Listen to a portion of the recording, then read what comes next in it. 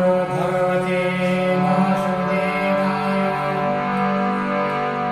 एतदख्याहि मे ब्रह्मन् जामातो ससुरस्य च विदवद्वेषस्त्रयत प्राणस्त्यज्यते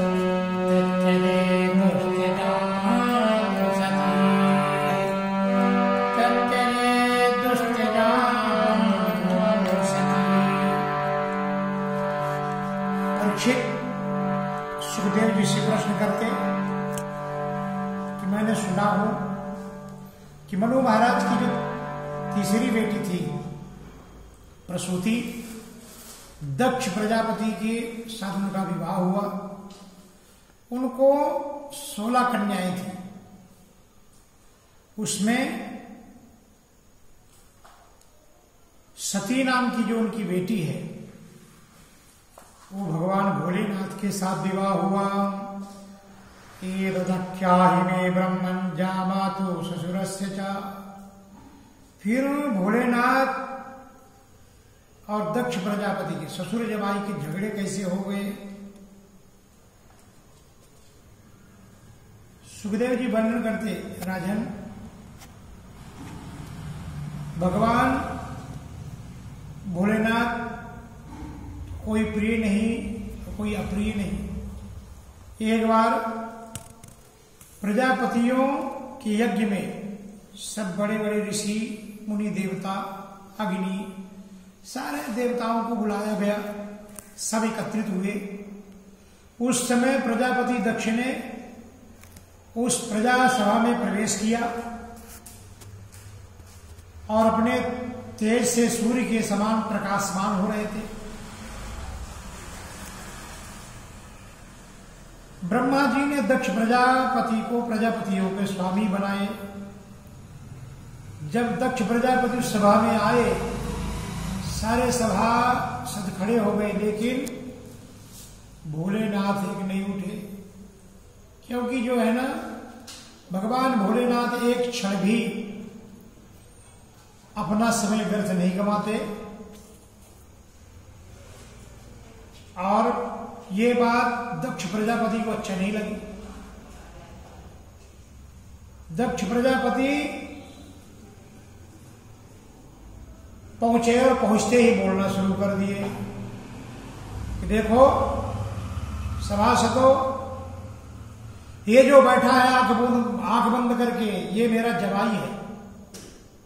लेकिन ब्रह्मा जी के बहकावे में आकर के अपनी जो है मृगलोचनी कन्या का विवाह इसके साथ किया। वो गृहीत्वा मृगसावक्ष पाणिम मरकटलोचना, कहा मेरी मृगलोचनी कन्या और कहा ये बंदर जो है मरकटलोचना, ये बंदर जैसे।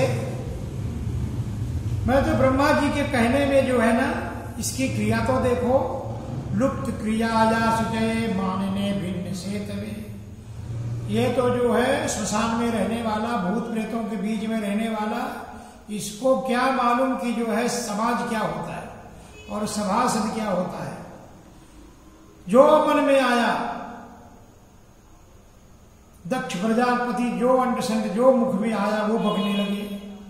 अब नंदी से नहीं रह गया। नंदी बोले गए, दक्ष प्रजापति तेरे जो प्रजापति क्या बनाया, तू भगवान भोलेनाथ को इस प्रकार से बोल रहा, जा मैं तेरे को श्राप देता हूं कि तेरा सिर बकरे का हो जाए। वहां पर जो है भृगु महाराज बैठे थे, उनने जो है ना दक्ष प्रजापति की ओर से बोले, अरे जाओ मैं ब्राह्मण तुमको श्राप देता हूं, तुम सब भिखमंगे हो जाओ। तब शंकर के जो भक्त पाखंडी हो जाए, पाखंड से भवंतु शास्त्र परिपंथिना नष्ट सौज मूढ़ियो जटा वनस्थ धारिणा, ये सभी इस प्रकार के स्वरूप के हो जाए, पाखंडमाश्रिता। अब ससुर दमाद का तो चल ही रहा था। जब शंकर जी की भोलेनाथ की आंख खुली तो देखो तो यहां तो इस सभासद में जो है ना, जो ये सम्मान के लिए जो ये सभा भरी गई थी, वो तो श्राप सभा बन गई थी। भगवान भोलेनाथ ने विचार किया कि हम यहां से चले जाएंगे तो ही अच्छा रहेगा। और जैसे भोलेनाथ जब चल दिए, शंकर भगवान भोलेनाथ के गण उनके पीछे पीछे चल दिए और जो झगड़ा वो शांत हो गया। भोलेनाथ घर में गए, लेकिन जो है कभी सती को बताए नहीं कि तुम्हारे पिताजी ने मेरे क्या क्या अपमान किया है। तो इतने में भी दक्ष प्रजापति का मन नहीं भरा। उनने विचार किया अब यज्ञ करूंगा, लेकिन सबको बुलाऊंगा, लेकिन इस अघोरी भोलेनाथ को नहीं बुलाऊंगा। सबको आमंत्रण दिया, यहां तक नदी, तालाब, पेड़, वृक्ष, सारे देवी देवताओं को आमंत्रण, भोलेनाथ को आमंत्रण नहीं दिया। अब सारे विमान भगवान भोलेनाथ के कैलाश के ऊपर से जा रहे। सती जी बार बार देखती, कुछ देवांगनाएं बोलते, काय सती तेरे पिताजी के हैं यज्ञ चालू, तू नहीं जाएगी? वो क्या बोलेंगे, मेरे पिताजी मेरे को नहीं बुलाए। बोलते भी टाइम नहीं, भोलेनाथ अभी ध्यान में बैठे हैं, और जब ध्यान से उठ जाएंगे तो फिर जो है ना हम आएंगे, भी उनका आवारा नहीं हुआ है। जब सब देवांगनाएं जा रहे थे, सती के मन में प्रेम उत्पन्न हुआ। सती जी ने विचार किया, भोलेनाथ आपको पता नहीं क्या कि ये जो सवेरे से विमान उड़ रहे हमारे कैलाश पर्वत से, ये कहां जा रहे? बोले मालूम है। बोले कहा? बोले दक्ष प्रजापति गया। तो बोले आपको नहीं चलना है क्या? भोलेनाथ शायद आपको नहीं मालूम होगा। और सती जी बहुत सेवा कर रही थी। भोलेनाथ मन में विचार किया, कुछ तो लगता है गड़बड़ है, आज तो बहुत ही ज्यादा सेवा चालू है। सती जी भी ने बड़े हिसाब से बात किया, शब्द शैली जो बोलने को चेंज कर ली, और वहां पहले बोलती है, प्रजापतिस्तव ससुरस्य साम्रतम निर्यापितो यज्ञमहोत्सवक्किला वयं च तत्राभिजरान वामते यद्यर्थितामी विबुधा ब्रजन्तिना। भोलेनाथ जो आपके ससुर है, ये नहीं बोले कि मेरे पिताजी के यहाँ। इन लेडीजों को अपना बड़ा घमंड है, मेरा बाबा, मेरा भाई, मेरा वो, मेरा तब। लेकिन आज सती जी ने शब्द चेंज किया, प्रजापतिस्तव ससुरस्य साम्प्रतम। जो आपके ससुर प्रजापति है ना, उनके यहाँ बहुत बड़ा जो यज्ञ है, और उस यज्ञ में ही अपने स्वजनों का मिलन होता है। तस्मिन भगन्योमम भानुषण कही, हम 16 बहनें हैं, लेकिन उसी समय सबका जो है यज्ञ तो निमित्त बनता है, शादी विवाह निमित्त बनता है, लेकिन अपने रिश्तेदारों से, अपने स्वजनों से उस समय जो है सबसे मिलना जुलना होता है। बोले बात सब मालूम है, लेकिन अपने को आमंत्रण नहीं है, तो फिर कैसे जाएंगे आप? अब सती जी ज्ञान देने लगी कि मित्र के यहाँ, गुरु के यहाँ, भगवान के पास है ना, कुछ बुलाने की गरज नहीं। भोलेनाथ बोलते हैं नहीं, जहां कोई अपना विरोध माने वहां पर नहीं जाना चाहिए। जहां विरोध माने जहां कोई, जहां विरोध माने जहां कोई, कहाँ गए कल्याण, कहाँ गए कल्याण। जहां कोई अपना जाने से कोई विरोध मानता हो, उस जगह में अपने जाने से कल्याण नहीं। क्यों? अगर हम गए भी और मेरे जाने से उनको प्रसन्नता नहीं हुई, आवत ही हर्ष नहीं, नैनन नहीं सने, तुलसी तहाँ न जाइए कंचन बरसे। अगर हम जिस घर में जा रहे हैं, मेरे आने से उनको प्रसन्नता नहीं, आंखों में प्रेम नहीं दिखता, उस घर में चाहे सोने की वर्षा हो जाए, कंचन वर्षे में, फिर भी उस घर में नहीं जाना चाहिए। देवी आपको मालूम नहीं क्या, आपके पिताजी ने मेरा बहुत अपमान किया है। आज भोलेनाथ बता रहे हैं, कोई कलयुग का पति होता तो उसी दिन से शुरू कर देता, तेरे बाप ने ऐसा बोला, तेरे उसने ऐसा किया। भोलेनाथ आज वो घटना वर्णन कर रहे हैं कि मेरे मन में कुछ भी नहीं था, मैं तो जो है अपने ध्यान अवस्था में जो है पूर्ण ब्रह्म की चिंतन में लीन था, और जब दक्ष प्रजापति आए मेरे को समझा ही नहीं कब आए। सब लोग खड़े हो गए लेकिन मैं नहीं खड़ा हुआ। इस पर जो है दक्ष प्रजापति को बड़ा क्रोध आया। उनके मन में आया जो बोले, जो उनके मन में आया वो बोले, लेकिन फिर भी मैं कुछ बोला नहीं। और वो तब से आज तक वो अपमान का बदला लेने के लिए ये यज्ञ नहीं कर रहे, ये तो मेरे को अपमान का बदला लेने के लिए जो है हमको नीचा दिखाने के लिए यज्ञ चालू है। इसलिए सती जी आप जा सकते हैं लेकिन हम नहीं जाएंगे। सती जी ने अनेक प्रकार के तर्क दिए कि माता पिता के घर में बुलाने की गरज नहीं है। और सती जब तैयार हो गई तब भोलेनाथ जो है विचार किए कि सती अब मानने वाली नहीं है। नंदी जी को आदेश दिए कि जाओ इनके पिताजी घर छोड़ दो। और सती जी जब वहां जाती हैं, वहां देखती हैं कि सब जो है, मां एक चिंतित थी कि मेरी बेटी नहीं है। सती जब गई तो बहनें हंसने लगी, इसको तो पिताजी नहीं बोला, ये क्यों आ गई। जो बहनें दिन भर फोन करती, लेकिन जब प्रसंग आता तो वही हंसने लगती है ना। सादर मिल ही भल ही एक माता, भगनी मिली बहुरे मुस्काता। सादर मिल ही भल ही एक माता, भगनी मिली बहुरे मुस्काता। सारी बहनें हंसते हुए मिली, देखने को नहीं बुलाए फिर भी आ गई। माँ सिर्फ जो है रोते हुए बोलती, बेटी अच्छा हुआ तो नहीं। और इतने में दक्ष प्रजापति आ जाते, मैडम इसने किसने बुलाया है, मेरे लिखे तू मर चुकी है।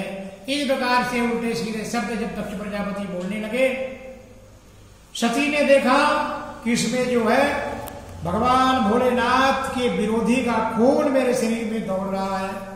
और यज्ञ जो है यज्ञ मंडप में जाती, वहां देखती तो भगवान का भोलेनाथ का भाग भी नहीं निकाला था। पिताजी की अटपटी बातें सुन करके जो है उस जलते हुए योग अग्निकुंड पर जो है अपने योगाग्नि से अपने शरीर को जो है योग कुंड में कूद पड़ी। गोपाल कृष्ण भगवान की जय। चारों तरफ त्राह त्राह मच गया। भगवान भोलेनाथ के जो गढ़ सती के साथ गए थे, जब सती जो है यज्ञ कुंड में कूद पड़ी, रोते बिलखते जो है भोलेनाथ के पास आए। भोलेनाथ उसी समय अपने जो है जटा से केस निकालते हैं, उठा के पटकते हैं। वीरभद्र उत्पन्न होता है। बोले प्रभु आज्ञा करो, क्या करना है। बोले जाओ दक्ष का यज्ञ विध्वंस कर दो।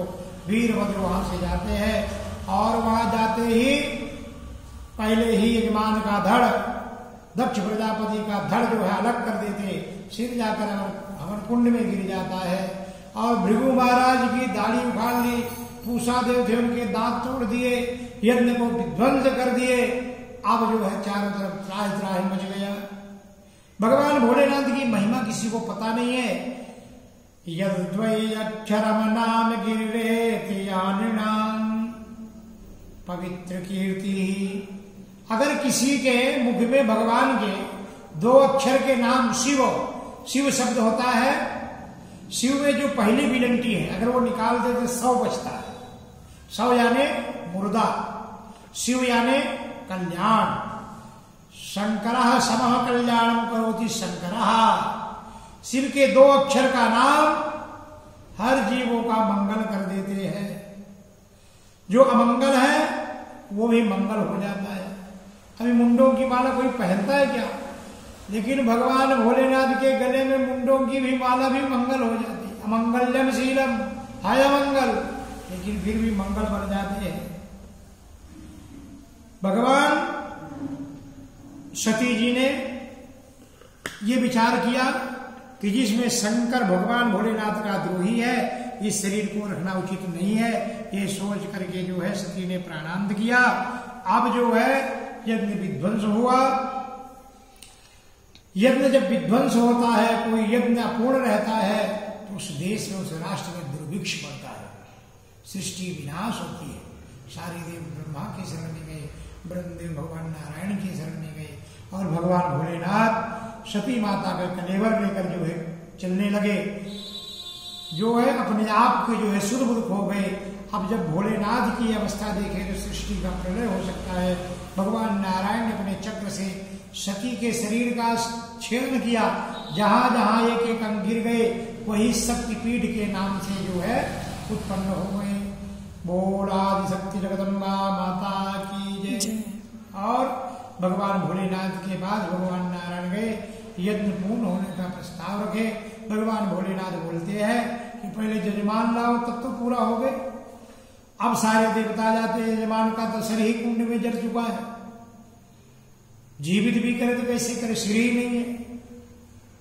आदेश देते हैं कि जाओ, जो भी प्राणी पहले मरा हुआ कोई मिल जाए उसका सिर काट के लाओ और इस दक्ष प्रजापति की धड़ में जोड़ देंगे, जीवित हो जाए। गए अनुचर, देखे तो एक बकरा मरा हुआ पड़ा था, बकरा सर काट के लेके आए। भगवान भोलेनाथ की कृपा से दक्ष प्रजापति के सिर में बकरे का सर रख दिए। अब बकरे का सर भगवान की कृपा से जीवित हुआ, भगवान भोलेनाथ की आशीर्वाद से, नारायण की कृपा से जीवित हो उठा और boom boom boom boom boom boom बोलने लगा। भगवान भोलेनाथ हंसने लगे कि देखो, जब इसको अच्छा मुख भगवान ने मैंने दिया था, सब था, तो मेरे को गाली देता, बोला था बंदर है, अघोरी है ना, नष्ट क्रिया ही, इस प्रकार के। और आज मुख से बोलते नहीं है। बकरा को क्या बोलते, बकरा तो बक बक बोलता है ना। अब बकरे के सिर से बम बम बोलते। भगवान भोलेनाथ हंसने लगे, बोले जाओ, आज के बाद कोई भी भक्त बम बम मेरे सामने करेगा। तो जब कोई भक्त शंकर जी की पूजा करता, पूजा करने के बाद बोलता बम बम बम बम, तो भगवान भोलेनाथ को अपने ससुर याद आ जाते और भगवान प्रसन्न हो जाते। तब से ये प्रथा चल गई कि भगवान भोलेनाथ की पूजा के बाद बम बम बोलते है ना। और भगवान भोलेनाथ की दक्ष प्रजापति ने स्तुति की। भगवान भोलेनाथ उस यज्ञ को पूर्ण किए। यज्ञ नारायण भगवान की जय। तब से आज तक बिना भगवान भोलेनाथ के, रुद्र के भाग के बिना कोई पूजा संपन्न नहीं होती। यज्ञ तो पूर्ण हुआ, दक्ष प्रजापति बैठ गए। भृगु महाराज बोले महाराज हमको तो चैन नहीं पड़ता, दाढ़ी में, हमारी दाढ़ी में हाथ लगाता हूं तब हमको मजा आता। बोले पूरी दाढ़ी नहीं मिलेगी, आधा मिलेगी, थोड़ी सी दाढ़ी दे दिए कोकड़े जैसे। पूछा देव आए, बोले मैंने तो दांत ही आपके घर तोड़ दिए। बोले दांत नहीं मिलेगा, सत्तू पीस पीस के पियो, इसी से काम चलाओ, है ना। इस प्रकार से भगवान सबको कुछ में कुछ सबको दिए। और एषते रुद्र भागोस्तु यदुच्छिष्टस्य वै यज्ञास्ते रुद्र भागेन कल्पता मध्य यज्ञ। यज्ञ के संपूर्ण होने पर जो कुछ शेष रहे वो सब आपका है। उस दिन से फिक्स हुआ। भगवान भोलेनाथ ने बोले जो ही राम सो ही राम, जो दिए उसी में खुशी। भगवान ने उसको स्वीकार किए। इसके बाद दक्ष यज्ञ जो है पूर्ण हुआ। शिव जी के सब देवताओं ने स्तुति की। भगवान भोलेनाथ बहुत ही दयालु है। ब्राह्मणों ने भी भगवान की स्तुति की थी। अरे त्वं क्रतुस्त्वं हविस्त्वं होता च स्वयं त्वं हि मंत्रा सवेदरव पात्राणि च त्वं सदस्तं जो दंपति देवता अग्निहोत्रम स्वधा सोमयाज्ञं वसु। सबने भगवान की सुंदर स्तुति की। और भगवान सबको बताते हैं कि हम ब्रह्मा विष्णु हम तीनों एक ही है ना। क्या हम दिखने को तीन है क्या? अहम ब्रह्मा च सर्वस्व जगतः कारणं परम आत्मेश्वरमुपदृष्टा स्वयं दिव्य विभीषणा। हम त्रिदेव में कोई भेद नहीं है, भाव नहीं है। हम तीनों एक है। क्या है? हम तीनों एक है। इस प्रकार से भगवान भोलेनाथ जो है उनको जो है सबको उपदेश किए। गोपाल कृष्ण भगवान की जय। यहाँ पर राजा परीक्षित प्रश्न करते, महाराज आपने बताए थे कि भगवान मनु महाराज को 2 बेटे थे, 3 बेटियां थी। तीनों बेटियों की कथा तो हमने सुनी, अकुति, देवहूति, प्रसूति। लेकिन जो उनके जो पुत्र थे प्रियवत और उत्तानपाद, तो उन पुत्रों की कथा क्या है अतता कीर्तिये वंश पुण्य कीर्ते पुरुदुवः स्वयंभुवस्यापि मनो हरिवंशेन जन्मना। उनकी कथा सुनाइए। हरिवंश जो मनु महाराज के जो पुत्र है, सुखदेव जी वर्णन करते राजन, उत्तानपाद की 2 पत्नियां थी। एक का नाम था सुनीति और दूसरे का नाम था सुरुचि। सुरुचि का मतलब जो खाने पीने में खूब आनंदवान है वो सुरुचि, और सुनीति जिसकी नीयत अच्छी है ना, नीतिवान हो वो सुनीति। सुनीति के यहाँ जिसकी नीयत अच्छी होगी तो अच्छा भी फल भी अच्छा मिलेगा। उनके यहाँ ध्रुव जैसे बालक का जन्म होता, और जो खाने पीने को उत्तम मानती तो उनके यहाँ बेटे का नाम जो जन्म हुआ उसका नाम उत्तम। सुरुचि के बेटे का नाम उत्तम और सुनीति के बेटे का नाम ध्रुव। एक दिन दोनों बालक खेल रहे थे। खेलते खेलते दौड़ कर आए, पिता की गोद में बैठने लगे। उसी समय सुरुचि जो है ना, देखती है कि ये जो ध्रुव राजा की गोद में बैठा है, बेटा ध्रुव, तेरे को अगर राजा की गोद में बैठना है तो मेरे गर्भ से जन्म लेना पड़ेगा। तू मेरी कोख से पैदा नहीं हुआ है, इसलिए पहले भगवान की तपस्या कर। तपसाराध्य पुरुषम तस्यैवानुग्रहेण मयि गर्भे त्वं साधयात्मानं यदीक्षसे निपाशनम। तपस्या करो, भगवान प्रसन्न हो जाएंगे। जब भगवान प्रसन्न हो जाएंगे तो बोले वरदान मांगो, तब तुम बोलना कि इस बार प्रभु जब जन्म देना तो सुरुचि के गर्भ से जन्म देना। घमंडी लोग भगवान से भी बड़ा अपने गर्भ को बताते हैं ना। पहले भगवान मिलेंगे, फिर भगवान मिले तो बोलना कि मेरे गर्भ से जन्म हो। तो इसका मतलब कि भगवान से भी बड़ा अपने को मानते हैं। इस प्रकार से जो है तपसाराध्य पुरुषम तस्यैवानुग्रहेण वै गर्भे त्वं साधयात्मानं यथेच्छसि निपाशनम। गोपाल कृष्ण भगवान की